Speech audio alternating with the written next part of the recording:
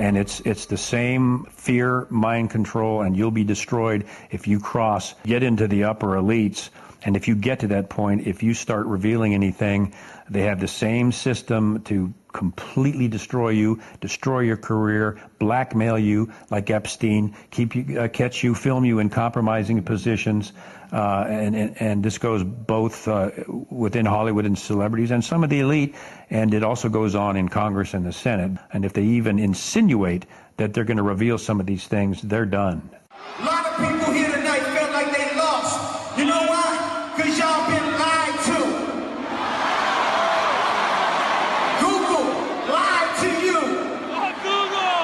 Facebook lied to you.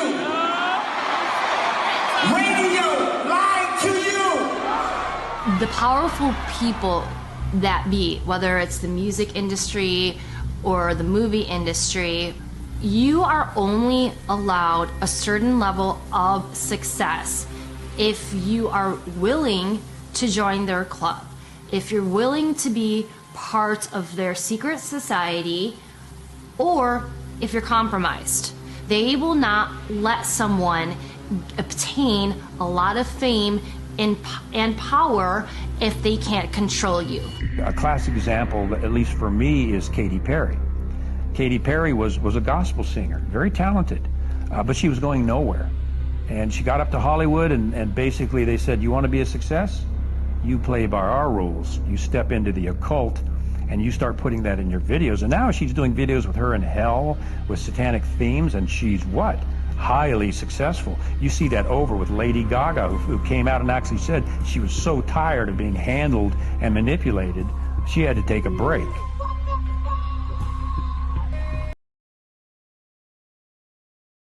Marina Abramovic, of course, is in the Podesta emails, and she's the one that conducts the spirit cooking dinners. She said that Marina did an exercise with her where she stripped her completely naked and left her in the middle of the woods to fend for herself and find her way back. Those are the kinds of things that people who are behind the MK Ultra programs do to children that they're mind controlling. We know Marina Abramovic is a Satanist. You Google Marina Abramovic's name in spirit cooking and you will find hundreds of pictures of Marina Abramovic's events where they will have, for example, a cake that looks like a human being and they'll depict human cannibalism. And they claim they're not engaging in cannibalism. And you will find A-list actors and famous politicians and other very famous and successful, powerful business people at her events. They literally have food that look like human beings on dinner tables.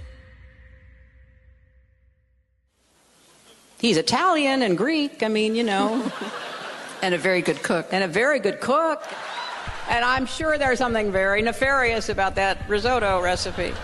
So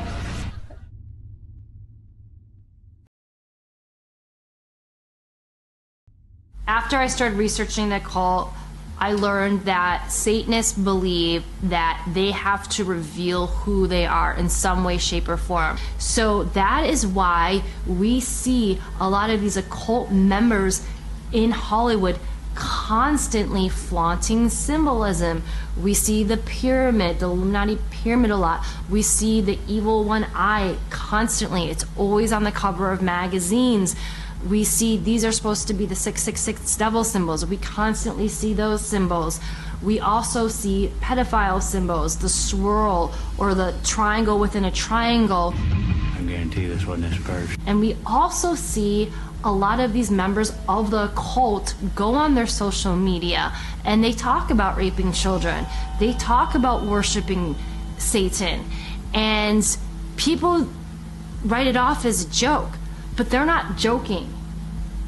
I don't care if you're a major comedian. You can't tell me that's funny because there is no joke about raping children that's funny.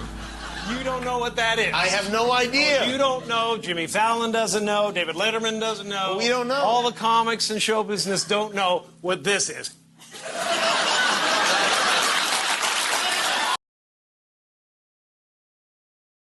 I guess what I'm asking you all to do is just disconnect for a second, stand back, Look at the lyrics of your songs. Look at the agendas of the movies. Look at the messages of the media that you're absorbing. Because it's impossible to say that all of it's bad, like all of Hollywood's bad. That's not true. Like, it's like saying all of the CIA is bad. There's a lot of good people that work in both industries that aren't bad people. But if the people that control the narratives and the agendas are not good people, and they have different agendas, they can put that on you and you won't even notice it unless you stand back and look at things objectively. I can't compromise anymore. For me, that's not what life's about. I want to send a good message to my kids, and I want them to know that at the end of the day, their dad did what was right, and their dad fought for the good things in life. If I could ever get the opportunity to make movies that send out good messages, and then people start realizing that they can be good and that they can jump on the bandwagon of good, that's the next phase. People start believing it. It's the same thing with desensitizing with the violence. People start believing that it's okay to kill somebody, or watching somebody die isn't a big deal. When people aren't helping other people in need on the streets, there's a problem in this world. But this could all be changed right now. The reason why I'm doing this documentary is because I want to be one of the first people to come out and say, hey, it doesn't have to be like this. We are good people. Humans are good, and we can make the world a better place. Because the money and the technology to make this world a better place is there. It's just been covered up and controlled for so long that it's time for it all to come out. And maybe I'm the catalyst for something better. What does the media look like in the future? Well, to me, what I would hope is that it's not filtered. I would love to build a platform or build some sort of system where artists could connect directly to their audience.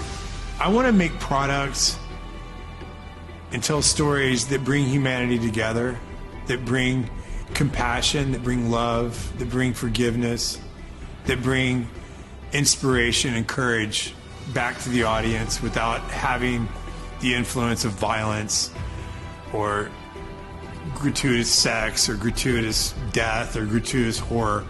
Because those are things and images that get stored in our psyche and our soul, and I don't think that's the way that this earth was intended to be.